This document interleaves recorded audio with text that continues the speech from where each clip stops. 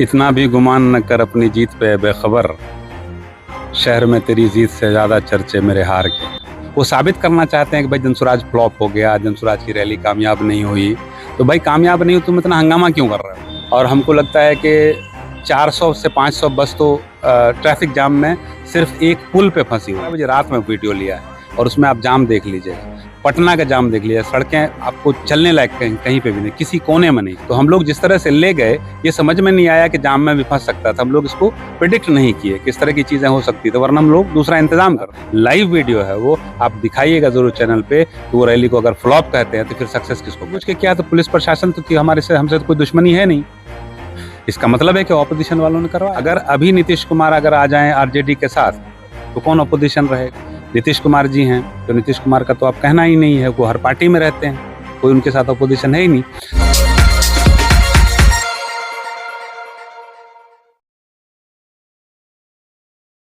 नमस्कार, मैं हूं आकिब जावेद और आप देख रहे हैं द बॉस न्यूज़। मैं सहरसा जिले के सिमरी बख्तियारपुर में मौजूद हूं और हमारे साथ जो है जनसुराज के बड़े नेता शमी मनवर जी हमारे साथ मौजूद हैं।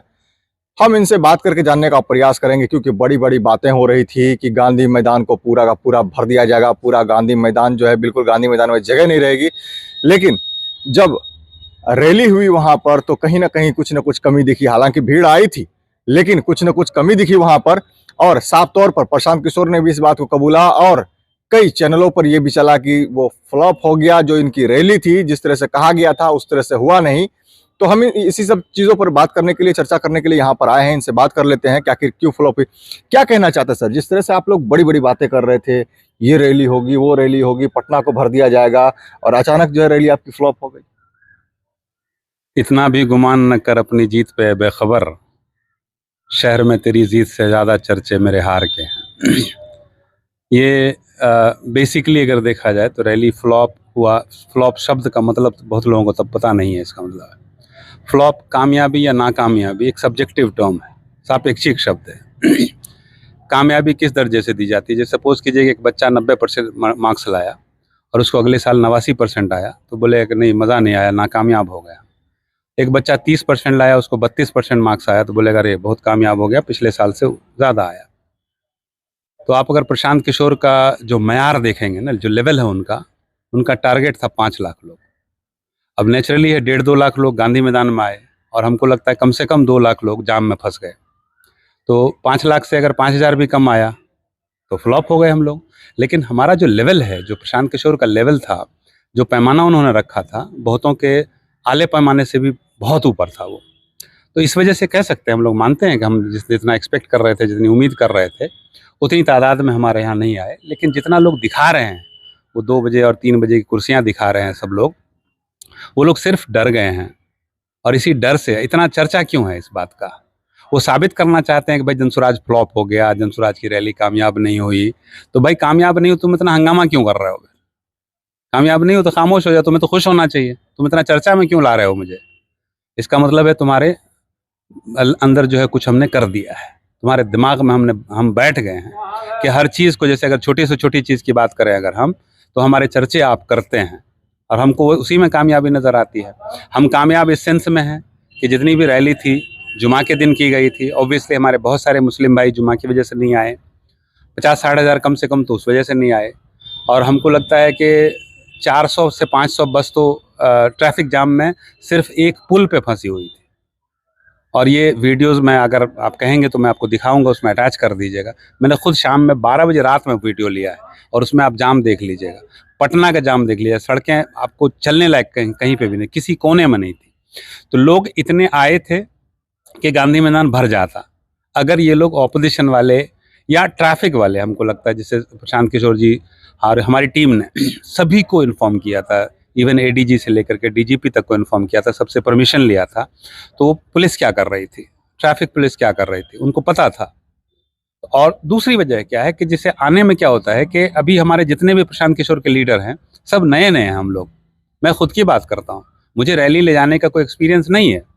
तो हम लोग जिस तरह से ले गए, ये समझ में नहीं आया कि जाम में भी फंस सकता था। हम लोग इसको प्रिडिक्ट नहीं किए किस तरह की चीज़ें हो सकती थी, वरना हम लोग दूसरा इंतजाम करते हैं।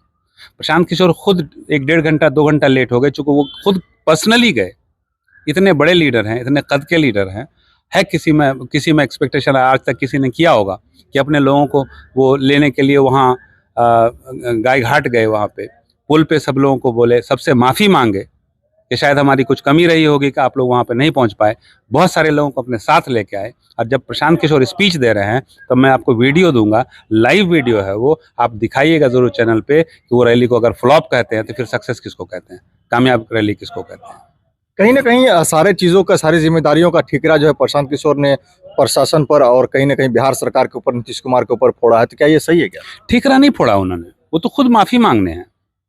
वो तो अपना बड़ा कद दिखा रहे हैं कि उन्होंने पब्लिकली माफ़ी मांगी है अपने चाहने वालों से, जो लोग आने वाले थे सभी से उन्होंने पूरा ऑन रिकॉर्ड माफ़ी मांगी है कि हम माफ़ी मांगते हैं आपसे कि जितने लोग भी मिलने आए थे हमसे वो लोग सभी मिल नहीं पाए।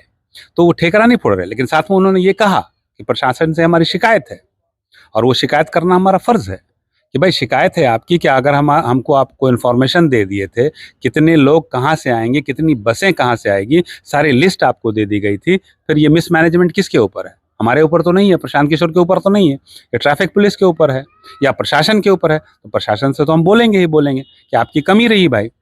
हमारे इन्फॉर्मेशन के बाद भी अगर आप उस क्राउड को मैनेज नहीं कर पाते हैं जिसकी आपको प्रॉपर ट्रेनिंग दी जाती है, तो इसका मतलब है या तो आपने जानबूझ के किया, और जानबूझ के किया तो पुलिस प्रशासन तो कि हमसे तो कोई दुश्मनी है नहीं, इसका मतलब है कि ऑपोजिशन वालों ने करवाया है।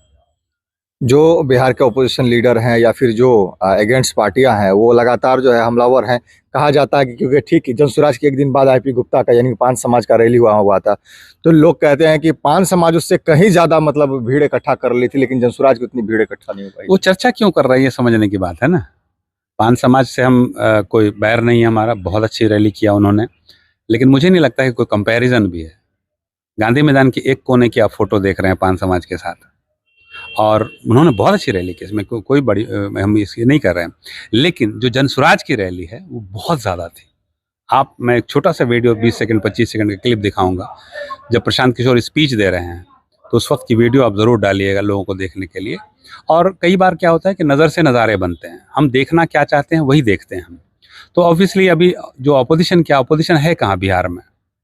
अपोजिशन अगर कोई है तो जनसुराज है। आज की डेट में एक अपोजिशन बचा दीजिए, अगर अभी नीतीश कुमार अगर आ जाएं आरजेडी के साथ तो कौन अपोजिशन रहेगा? आरजेडी के साथ नीतीश कुमार रह चुके हैं, नीतीश कुमार बीजेपी के साथ रह चुके हैं।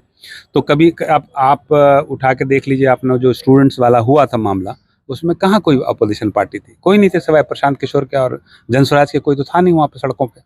तो अपोजिशन पार्टी है ही नहीं, ये सारे एक हैं, ये सारे एक हैं। ये बात शायद बहुतों को बुरी लगेगी, लेकिन सारे एक हैं। आप एमपी का इलेक्शन देख लीजिए, बीजेपी को जितवाने के लिए हर पार्टी ने सब कुछ किया है, चाहे वो उस वक्त दिखाने में अपोजिशन में थी। नीतीश कुमार जी हैं, तो नीतीश कुमार का तो आप कहना ही नहीं है, वो हर पार्टी में रहते हैं, कोई उनके साथ अपोजिशन है ही नहीं। तो अगर बिहार में आज की डेट में कोई अपोजिशन है तो वो जनसुराज है। लोगों का कहना ये भी है कि आमतौर पर चर्चा हो रही है कि इतना पैसा प्रशांत किशोर कहाँ से ला रहे हैं, इतनी इतनी गाड़ियाँ लेकर के दिए, इतना पैसा लोगों को दिए जाने के लिए, वहाँ इतना इंतजाम किया गया, इतनी इतनी कुर्सियाँ लगाई गई, वो सब पैसा किधर से आया? ये अभी इतना कर रहा है तो इलेक्शन के बाद इसका क्या होगा? ये तो लूट लेगा बिहार को पूरा। नहीं, एक्चुअली जुनूनी आदमी है वो। प्रशांत किशोर को अगर देखेंगे तो हमको लगता है लाखों करोड़ों में ऐसा आदमी पैदा होता है। अपने इलाके में भी आप एक एग्जाम्पल देते हैं कि अमेरिका में बैठा एक आदमी हमारे यहाँ के पोलियो को पूरा फंड कर दिया है, पूरा फंडिंग किया है पोलियो को। कोई प्राइवेट यहाँ का, इंडिया का नहीं किया, इतने बड़े बड़े लोग हैं, गवर्नमेंट ने नहीं किया, बल्कि अमेरिका में बैठा हुआ आदमी एक फिलांथ्रोपिस्ट ऐसा है जिसने पूरे पोलियो के प्रोग्राम को ख़त्म किया। उससे क्या मतलब है यहाँ के इंडिया के लोग नंगड़े लूले पैदा हों, उसको कोई फ़र्क तो नहीं पड़ता है, ज़ाती तौर पे कोई फ़र्क नहीं पड़ता है। तो कुछ लोग दुनिया में ऐसे सदियों में पैदा होते हैं जो जुनूनी होते हैं। ये शख्स, मैं गारंटी के साथ कहता हूँ कि अपना कमाया हुआ पैसा ये खर्च करता है। मैं बहुत पर्सनल लेवल पे, ठीक ठाक पर्सनल लेवल पे जानता हूँ उनको। तो वो जो कमाए हैं और ठीक ठाक कमाए हैं वो खुलेआम बोलते हैं कि भाई उसी, जिस पॉलिटिकल पार्टी जो अपोजिशन बोलती है, हमको लगता है जो भी अपोजिशन पार्टी बोलती है उन्होंने प्रशांत किशोर को पेमेंट किया है, चाहे वो बीजेपी हो, चाहे नीतीश कुमार जी हो, चाहे तेजस्वी यादव जी हों, सभी ने प्रशांत किशोर को पेमेंट किया है। उनको इलेक्शन लड़वाने का हर पार्टी ने पेमेंट किया है। उन्हीं के पैसे से जनता को जगा रहे हैं प्रशांत किशोर, और जनता को जगाने के लिए और अपना पैसा खुद का खर्च करने, अभी देखिए ना, बहुत छोटे लेवल पे बहुत सारे ऐसे लोग अपने इलाके में हैं जो बहुत गरीबों की मदद कर देते हैं। और कई बार ऐसे लोग होते हैं जो करोड़ रुपया रखे होंगे, 5,000 चंदा नहीं देंगे। कई लोग ऐसे होते हैं 10,000 रुपये की औकात होगी, 5,000 चंदा दे देते हैं। तो कुछ लोग जुनूनी होते हैं। प्रशांत किशोर उन जुनूनी आदमियों में से एक हैं जो अपना सब कुछ दांव पे लगा दिए हैं बिहार को बदलने के लिए, बिहार की जनता को पैदल चल चल के ये बताने के लिए। वो कभी नहीं ये बोले कि हमको वोट दीजिए, वो बोले कि वोट दीजिए, इस बेसिस पे दीजिए, इस बुनियाद पर दीजिए जिसको जागरूकता बोलते हैं। वो जनता को जागरूक करने के लिए हर जगह गए और आज की डेट में बिहार को बदलने के लिए वो पूरी अपनी कोशिश कर रहे हैं और अपने ज़ाती कमाई को इस पर खर्च कर रहे हैं। बसेस कहाँ से लाई गई, बहुत सारे लोग ऐसे होते हैं, चाहने वाले होते हैं, बहुत सारे लोग बिहार को बदलने की कोशिश कर रहे हैं। बहुत सारे लोग ऐसे हैं जो चाहते हैं कि बिहार में बदलाव आए। हमको नहीं लगता है कि इस बात से कोई शख्स, एक शख्स इनकार कर सकता है कि बिहार की स्थिति ऐसी है कि इसको नहीं बदलना चाहिए। हर आदमी बोलेगा कि बदलना चाहिए। अब उसमें हर आदमी में कंट्रीब्यूशन की नहीं होती है, उतनी वसअत नहीं होती है, वक़्त नहीं होती है लोगों की कि वो कंट्रीब्यूट कर पाएँ। लेकिन बहुत सारे लोग ऐसे हैं जो 5,000, 10,000, 50,000, 50 लाख भी देने वाले लोग होते हैं कि भाई नहीं, हमारा स्टेट है, हम यहाँ पैदा लिए हैं और हमारे स्टेट को बदलने की ज़रूरत है, वो कंट्रीब्यूट करते हैं। बहुत सारे लोग, हमारे सहरसा की बात बता रहे हैं, हम लोग 10 बस मिल करके खुद हम लोग कंट्रीब्यूट किए हैं। हमारे जितने भी लीडर्स हैं सहरसा के, हम लोगों ने 10 बस कंट्रीब्यूट, उसमें प्रशांत किशोर जी का कोई पैसा नहीं लगा। हम लोग ट्रेन से लेके गए हैं, कम से कम 250-300 आदमी तो सिमरी बख्तियारपुर से मैं लेके गया हूँ, और पूरा ट्रेन से लेके गया हूँ। एक पैसा प्रशांत किशोर जी ने नहीं दिया उसके लिए। तो पूरे बिहार में जो 243 सीट लड़ने की बात कर रहे हैं, तो बहुत सारे लीडर हैं जो खुद के पैसे खर्च करके ले गए, बहुत सारे लीडर जिसको पार्टी ने दिया है, और पार्टी देती है, हर पार्टी देती है। इसमें इसकी अकाउंटिंग की ज़रूरत ही नहीं है। बात करने के जो करते हैं वो भी कहीं ना कहीं अगर उनको कुछ नहीं मिलता है तो इस बात को उजागर करते हैं। 11 अप्रैल के रैली के बाद अब आप लोग कैसा महसूस कर रहे हैं और क्या देख रहे हैं आगे? बहुत खुश हैं यहाँ पे। देखिए, रैली में हमारी उम्मीदों के हिसाब से लोग नहीं आए, इसमें कोई शक नहीं है। उसकी बहुत सारी वजूहात हैं। सबसे पहली चीज़ मैंने बताया कि ट्रैफिक जाम की वजह से, दूसरी चीज़ बताया जुमा की वजह से, और तीसरी चीज़ हमारे ज़्यादातर लीडर नए हैं जिनको रैली ले जाने के एक्सपीरियंस नहीं है। तो कई बार हम लोग, हमारे यहाँ खुद सलखुआ प्रखंड की बात बता रहे हैं, कम से कम 200-250 लोग रुक गए, छूट गए। मुसरनिया में हमको कम से कम 5 आदमी 6 आदमी से फ़ोन किया था कि चाचा तू बस भेजो, हमें भर देबो, जितने बस भेजो भर देबो, लेकिन हम नहीं भेज पाए उसको। तो हमारी कमियां थी, ये 3 कारण की वजह से हुआ। आने वाले दिनों में प्रशांत किशोर जी ने सभी से वादा किया है और वो ऑन रिकॉर्ड वादा किया है कि आपको हमसे नहीं मिलने दिया गया तो हम आपके पास जाएंगे। तो हम लोग सभी लोग जाएंगे, उनके साथ चलेंगे, कदम ब कदम चलेंगे।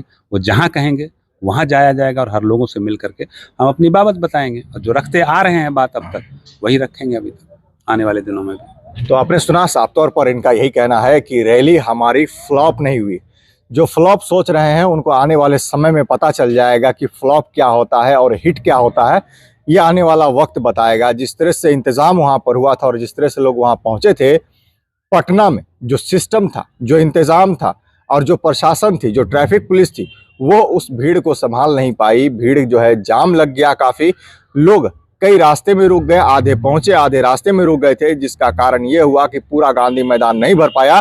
लेकिन सभी से प्रशांत किशोर ने ऑन रिकॉर्ड माफ़ी मांगी है और सभी को कहा है कि आपको हमसे मिलने के लिए रोका गया है, लेकिन मैं, यानी कि आपको अब आने की ज़रूरत नहीं है, मैं खुद अब आपके घर घर जाऊंगा और आपसे एक एक आदमी से मुलाकात करूंगा और दिखाऊंगा बिहार सरकार को और प्रशासन को कि आप जनता को हमसे मिलने के लिए रोक सकते हैं, लेकिन हमको आप नहीं रोक सकते जनता से मिलने के लिए।